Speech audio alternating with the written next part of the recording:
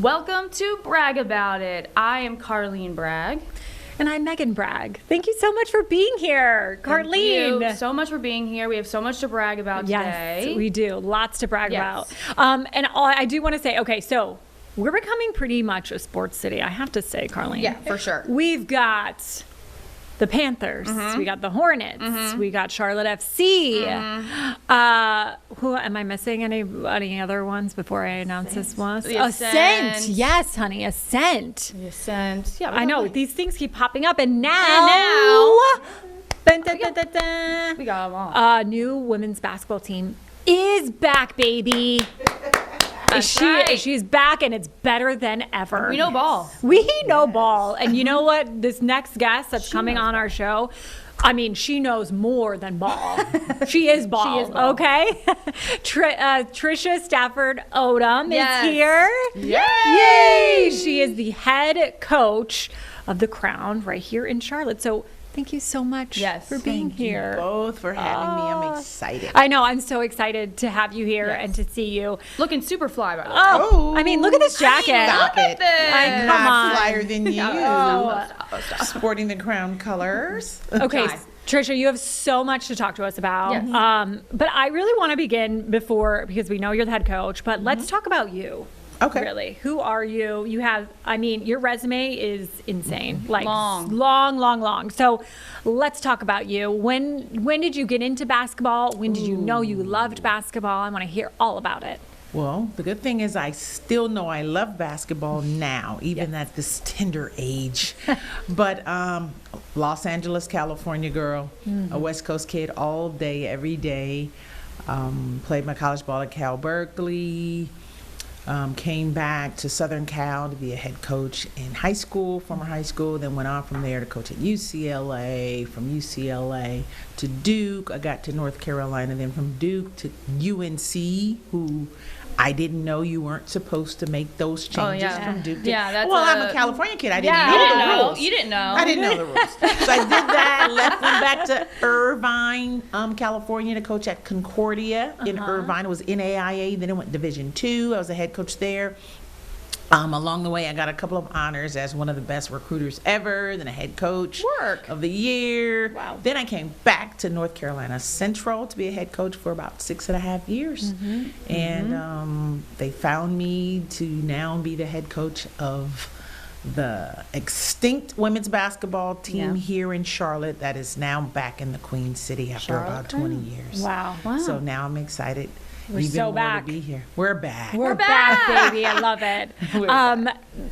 Talk to me a little bit about this because, you coached literally everywhere around the country. How difficult is it to, obviously this team was started, but you basically had to start it all over again and pick your girls and have tryouts and everything. Right. How stressful was that knowing that, this is your team, this is starting from scratch? I wouldn't even say it's stress. It's an honor and a blessing, and I think it's a calling that I'm being shaped to be great at. Thanks to the UpShot League, founded and headquartered in Jacksonville, Florida. We have owners Andy Kaufman. We have a commissioner, Donna Orender, who actually was a former president of the WNBA. Taj McWilliams Franklin, longtime WNBA player, worked for the WNBA, NBA. She's the vice president of operations.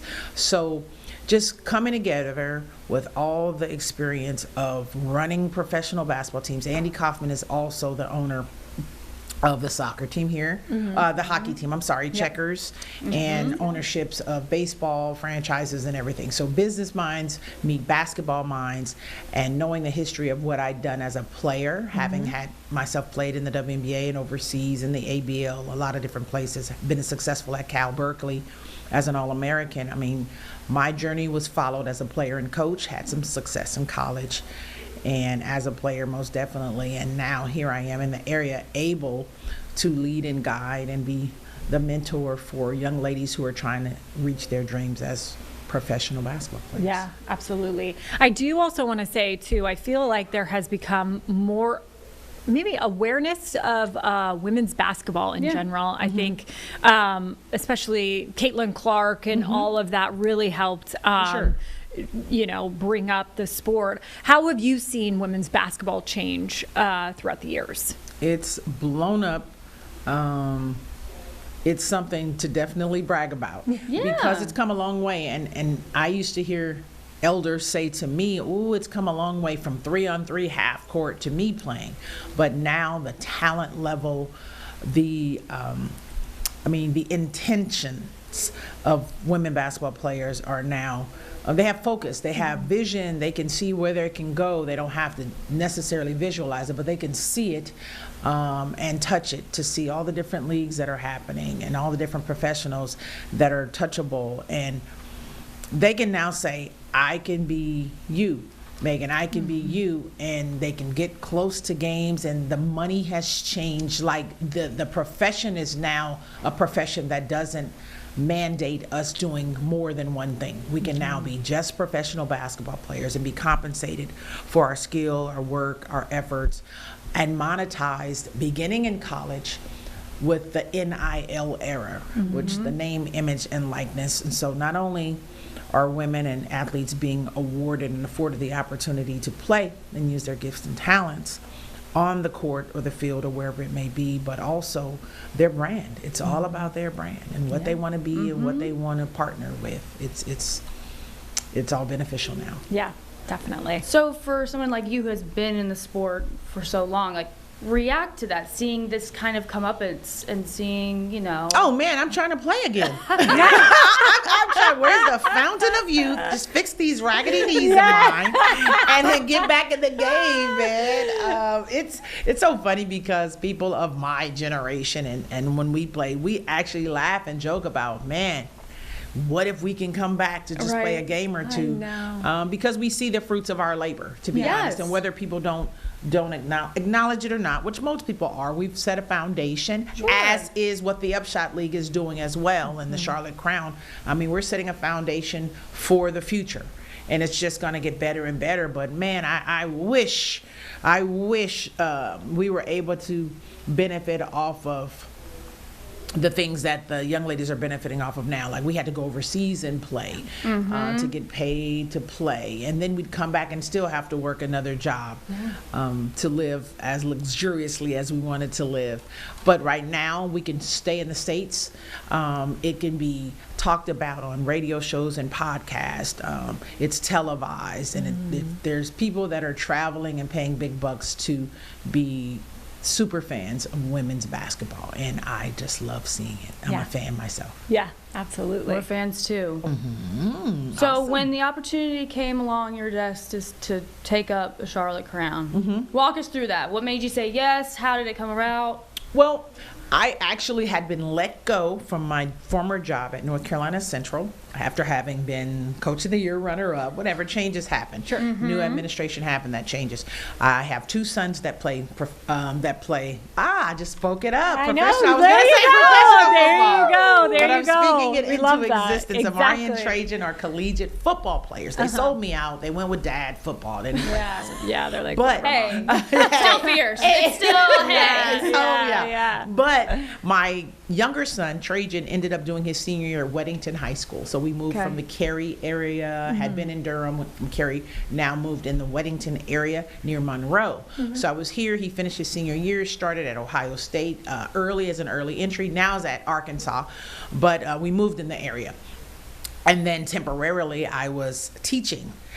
And that's not what I want to do. That's not the platform I want to use my gifts, teaching high school. But it was a great experience. I was able to, actually already develop some fans from my high school experience that want to come and support us with a crown. But I did that using my, my 2 degrees. I was teaching for a year or so. And then Taj McWilliams-Franklin, who I'd played with in the past, played against, and she's just followed my journey as a player and a coach. She called to tell me all about the league that was being formed. Charlotte is the last place to have hired the head coach. So I was the last one hired of a 4-team league. She told me about it, and it was probably a 2-month process before we went back and forth. I interviewed, we talked telephonically. She just gave me more ideas about what the league would be. I was able to realize I don't want to teach, and this is something I want to do. I want to be a part of an inaugural season, something that is historic and won't go away. And the opportunity to lead the ladies of the Queen City, I could not pass that. Right. You can't pass that up. That's amazing. All right, we're going to take a quick break right here on Bragg About It, but when we come back, we're going to hear a little bit more about the league and that roster that was handpicked by Trisha. So we'll be right back. Okay. Welcome back to Bragg About It. We are here with the lovely head coach of the Charlotte Crown, Miss Trisha Stafford-Odom is with us today, and I got to ask. We've talked about it. You built this from scratch. What's the hardest part about starting a franchise? Yeah. I guess not having any limits, because I'm setting the standard for what I want it to be, the culture, the image, the perception, and everything. So just knowing I'm starting from scratch, and I don't want to have to redo too many situations. So I have to think it through prior to selecting players and building the brand and the culture that I want to have here.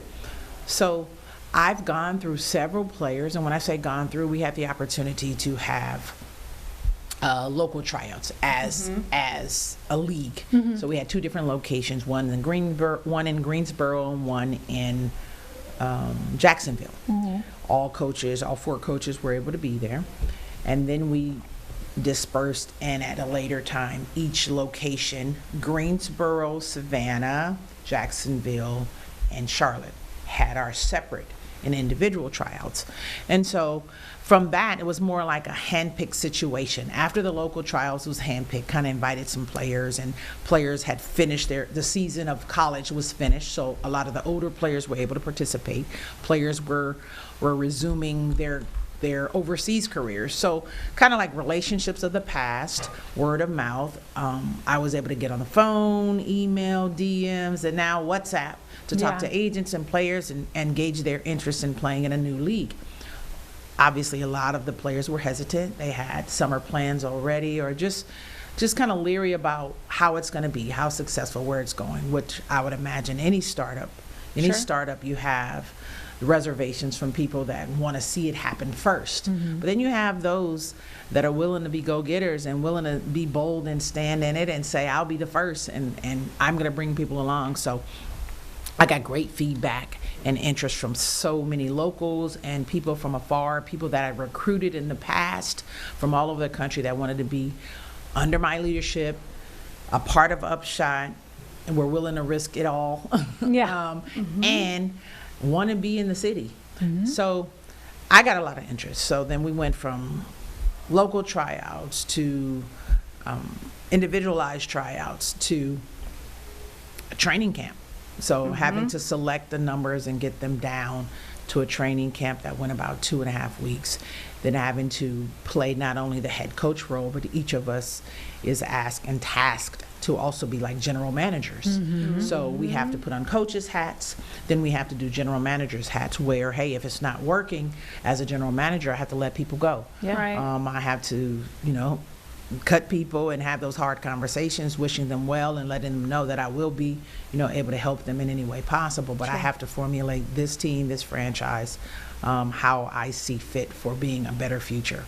So I've had to do that often. And right now, we're in a situation where I think I'm pretty satisfied with my 11-woman roster, plus 2 developmental players who we house, we travel with, we get per diem.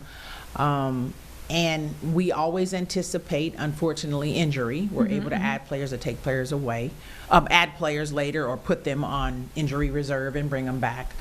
But right now, nearing the last month of the season, I think most rosters are pretty stable.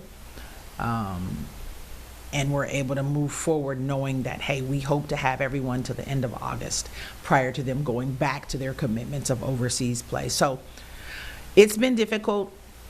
But I think I've grown to be able to make business decisions and let those outweigh my emotional decisions of how much I like a kid or a young lady versus what's best for the Charlotte Crown.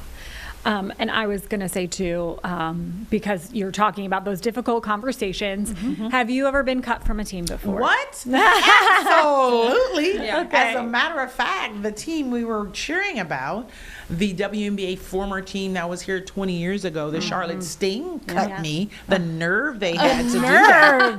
How dare they? Unmitigated gall. Yeah. But again, you have so much talent to choose from, and you never know why someone's being selected or let go. There's different reasons. There are pieces to puzzles, and I understand that in the role I'm in. But most definitely, from USA Basketball to just trying out for different professional leagues, the LA Sparks I tried out for, and I landed some pretty good spots as a professional player for sure.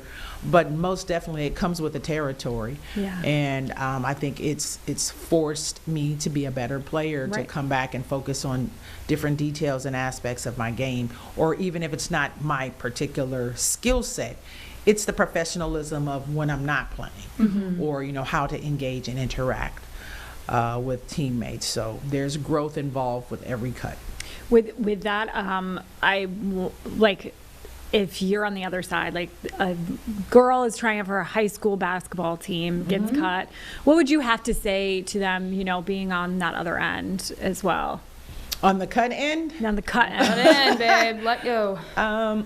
So me cutting the young lady. No. Oh, me being cut. Yes. What would your advice be to those who Someone did who got Oh, cut. okay. Yeah, I understand the question. I would just say it's nothing personal, first and foremost, and it does not shape who you are or who you're going to be. And that's what most people think, that I failed, and often make a decision based on that moment of how their future in that sport is going to be, and that's so unrealistic, and it shouldn't be the case. It does not define who you are. It's a decision someone with the authority to make, with the authority has made about you for that time. So it should push you, first of all, refocus you. Is this what you want to do? And if you want to do it, understand that it's not going to be easy, and sometimes what you think you're good at, you have to become better at, and you have to also listen to the feedback of what you might get, and always ask for feedback of what can I do to change the outcome next time. So I would just say it should be a fire starter for who you're going to be. Yeah. I want to go back and talk about when you were talking about building a brand. Yes. You're building a brand new brand, brand new franchise. So if you haven't seen the logo, the crown is upside down. We'll put it in post. It'll Yeah. go, boop, it's right there on your screen. It's amazing. There you go. Right? I want to go to the website because I read this earlier, and it's inspirational. All right, it says it's confidence with composure, swagger wrapped in purpose. A crown right side up, that's royalty. A crown upside down, that's evolution. A royal reversal, that's the spirit of the women who don't wait to be crowned, they earn it. That's right. These are the new royals. They break tradition and redefine dominance. Now, if that doesn't light a fire under your tail, Listen. talk about it. Royal roots with modern swagger, meaning you can be crowned up, it's royalty, and everyone expects you to be prissy and upright. And you can do that, and I respect it. Sure. Wholeheartedly. But when you're able to do the same things and bust through windows and doors and break glass ceilings to become anything and everything that hasn't been done before, now you're doing all that with a swagger, and I can turn my crown upside down, and now you, as well as me, can be down with the crown. Yeah, down with the crown, I'm baby. down. It's just like, get me out of the court. I'm in the upside down crown right now. No, I mean, it's just doing it a different way. I mean, we can't always continue to operate in the same modus operandi as we have before, because we'll get the same results. And by definition, that's insanity. Absolutely. So let's keep going. Let's keep building. Let's keep developing, and we can do it our way and make it our way. Yep. Absolutely. Okay, we're going to be right back here on Bragg About It with Miss TSO. Miss TSO. I pulled out the Coach nickname. TSO. It's got a good ring. It's got a good ring. Okay, let's go with it. Okay, we'll be right back. Welcome back to Bragg About It. It's the time everybody's been waiting for. We got Coach TSO over here Yes, with yes. plenty to brag about. So go ahead, girl. Go, Take girl. it.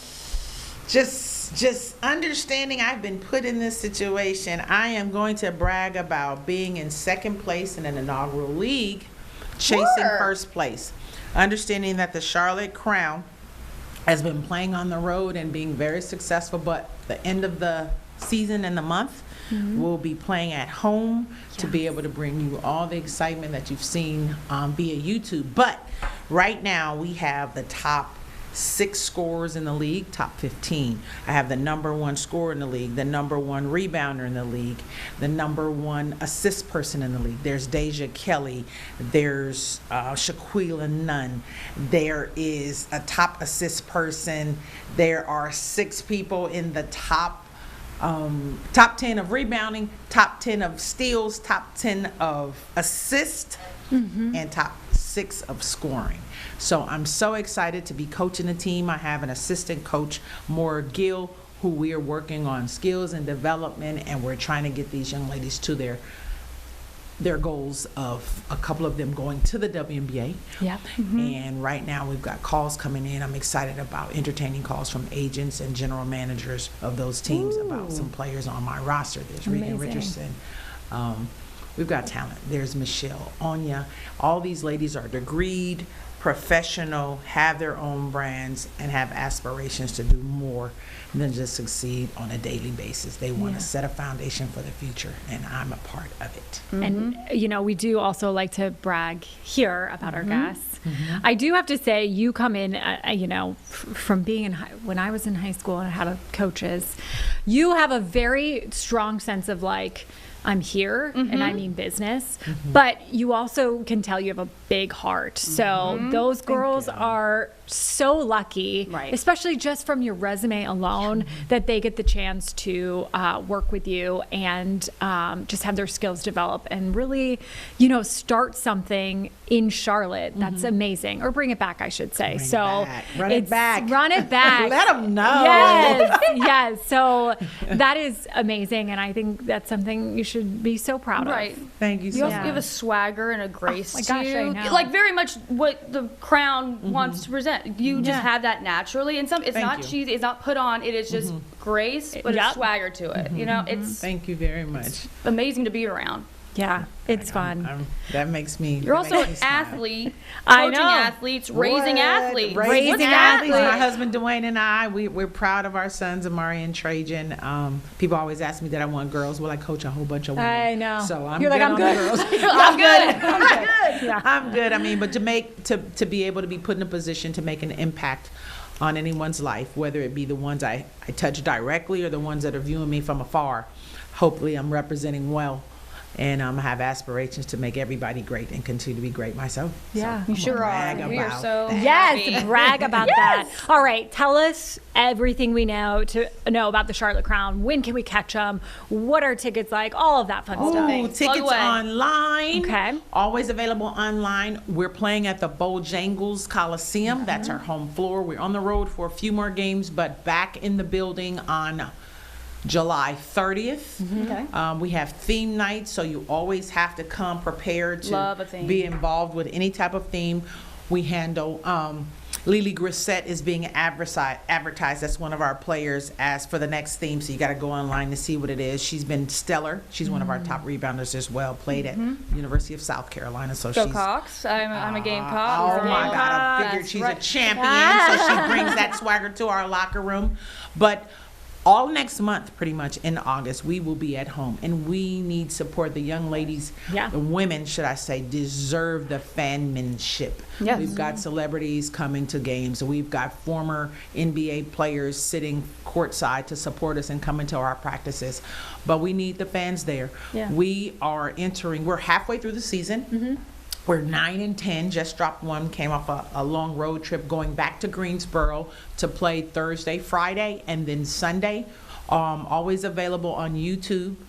UpShot League, UpShot Basketball League, you can find it, and also a local channel. Don't quote me on the channel. I have to find that out, so please We'll find that it, out don't for worry. me. Yeah, we'll find it for you. But Don't worry we're about available. it. Every game is televised or on YouTube, and we need the fanmanship. We're excited. We are an exciting basketball team. We go by our philosophy of TSO Basketball, which happened to be transition, which means we play fast and exciting, so don't blink. We get stops defensively. We're tenacious defensively. We're becoming a much more physical team and impeding people's progress by our strength. And offense. Like when people come to basketball games, they want to be excited. They don't want to be bored. I'm a fan of my players, so everybody has the ability to go off offensively and score 20 plus points. So that's who we are. Fun, exciting, intelligent. And the young ladies have bonded so well. And it's a family. They call each other sisters. So they get at it. It's fun to watch. Amazing. Well, you are absolutely amazing. It has been so great to talk to you. Braggs are fans. We're fans. We're fans. Hey, not only We're fans out there. of the, We're down with the crown. we're down with the crown. Yes. Big fans of you and big fans of this team. So make sure you guys get out there and support because it's so fun. Thank you so much for coming. Yes. Hit us up, charlottecrown.com, UpShot League, Coach Callie, TSO. Thank you so much. Thank you for having me. Go Crown. Yes. Go Woo. Braggs. Woo! Thank you. And thank y'all for watching. We'll see you next week.